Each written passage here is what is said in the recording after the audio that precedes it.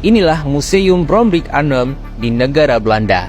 Dan disinilah meriam lada si Cepak, salah satu senjata perang rakyat Aceh sebagai hadiah dari kerajaan Turki yang dirampas oleh Belanda, disimpan secara utuh. Pertanyaannya adalah mengapa meriam yang seharusnya tiba di Aceh malah nyasar ke Belanda? Ada kisah dramatis yang menuai air mata jika menelaahnya lebih jauh. Wahai anak-anak Aceh, kita wajib tahu meriam lada si Cepak dinamai demikian karena merupakan hasil pertukaran antara hasil bumi Aceh berupa secupak lada yang diberikan kepada Sultan Selim II di Turki. Secupak atau si cupak berarti segenggam atau sekepal tangan orang dewasa. Kisah meriam lada si Cepak bermula dengan ditandai hubungan diplomatik Aceh dan Turki dalam menghadapi Portugis yang gencar menyebarkan pengaruhnya di Selat Malaka dalam bidang politik dan ekonomi sejak tahun 1511. Kesultanan Aceh saat itu dipimpin oleh Sultan Al-Qahar yang merupakan Sultan Aceh ketiga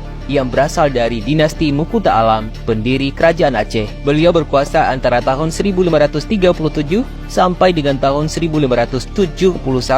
Di bawah kepemimpinannya, Aceh menjadi sebuah kekuatan politik dan ekonomi yang paling dominan di wilayah Sumatera dan Semenanjung Malaka. Setelah Kesultanan Ottoman tumbuh menjadi lebih besar dari sebelumnya, Turki menjadi tumpuan harapan bagi kerajaan-kerajaan Islam di timur, termasuk India dan Kepulauan Nusantara yang baru berkembang. Utusan dari Aceh untuk pertama kalinya datang mengunjungi Istanbul sekitar tahun 1562.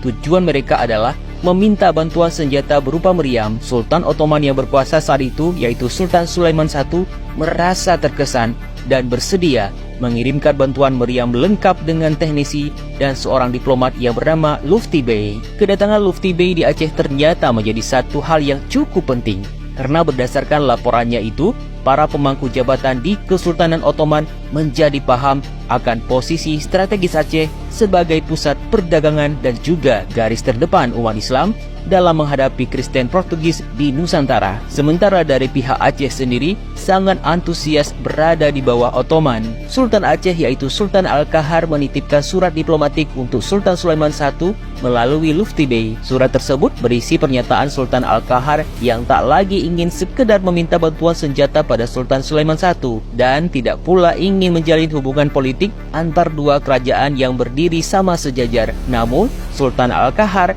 ingin agar dirinya dan negerinya bisa berada dan diperintah secara langsung oleh Sultan Sulaiman I sebagai pengganti bantuan Ottoman dalam menghadapi Portugis. Dalam buku Kesultanan Aceh dan Turki, antara fakta dan legenda bahwa Sultan ketiga dari kerajaan Aceh Darussalam yaitu Sultan Ali Mughayat Shah Al-Qahar telah melakukan sebuah tindakan monumental dengan mengirimkan utusannya untuk menemui Sultan Sulaiman I. Utusan tersebut diantaranya bernama Omar dan Hussein yang dikirimkan oleh Sultan Aceh untuk menemui pejabat Kesultanan Ottoman pada tanggal 7 Januari 1565 dengan membawa sejumlah besar komoditas berharga ke Konstantinopel, dan peristiwa tersebut dikenal dengan Lada si Cepak. Pada saat utusan Aceh itu tiba, Sultan Sulaiman sedang memimpin pasukan dalam sebuah peperangan melawan Hungaria di Ziegfeld, Eropa Timur. Menanti sampai peperangan berakhir serta mangkatnya Sultan Sulaiman I membuat para utusan Aceh itu menghabiskan waktu lebih lama di Istanbul. Dengan usaha sendiri, kemudian mereka menyewa tempat dan berusaha mencari nafkah untuk menghidupi diri mereka sendiri dengan menjual semua komoditas lada yang mereka bawa dari Aceh, termasuk juga bagian yang sebenarnya telah mereka niatkan untuk dihadiahkan kepada sang sultan. Setelah Selim II, yaitu putra Sultan Sulaiman I, selesai dilantik, barulah utusan Aceh mendapatkan kesempatan untuk berkunjung ke istana, yaitu 2 tahun setelah kedatangan mereka di Turki. Namun hadiah yang tersisa hanyalah si cupak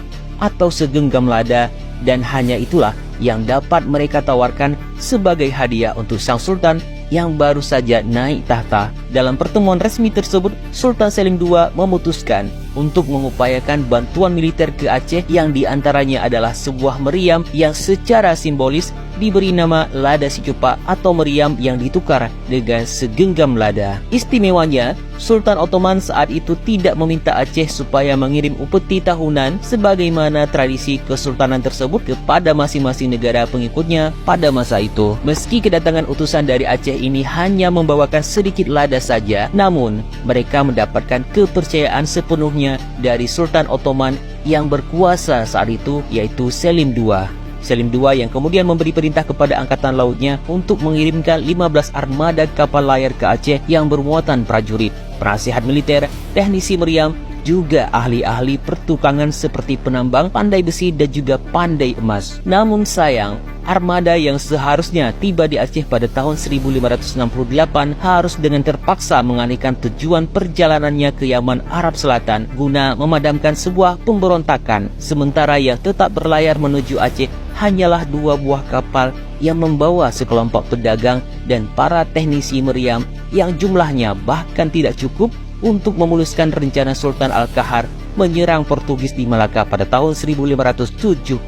Walaupun kemudian rombongan dari Turki itu tidak sepenuhnya berperang secara langsung melawan Portugis seperti yang dibutuhkan di Aceh, namun mereka juga yang membuat pendidikan militer dan melatih rakyat serta pasukan Aceh dalam menguasai taktik dan strategi peperangan yang handal. Bahkan mereka ini juga yang mengajarkan rakyat Aceh untuk membuat sendiri senjata meriam dan membuat kapal yang bisa menampung meriam di dalamnya. Sekarang banyak dari meriam-meriam Aceh yang diambil oleh Belanda sekitar tahun 1870-an saat Perang Aceh, dan kini sekitar 11 pucuk meriam Aceh disimpan di Museum Brownrigg Arnhem di negara Belanda.